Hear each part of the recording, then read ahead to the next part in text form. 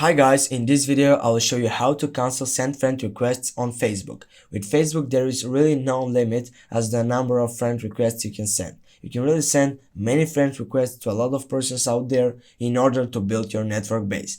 Let's get started without priority. First you need to enter the horizontal tiles on your right upper side on your screen. After that you need to choose settings. Then you need to scroll down and find your information with activity log. Now you should find your connections with the last one, that means send friend requests.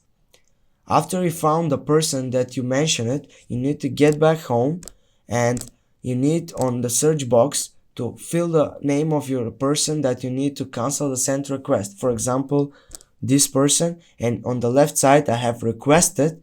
I go there, see cancel request. After that, it's done it. And here it is how to cancel send friend requests on Facebook. Don't forget to like and leave a comment down below.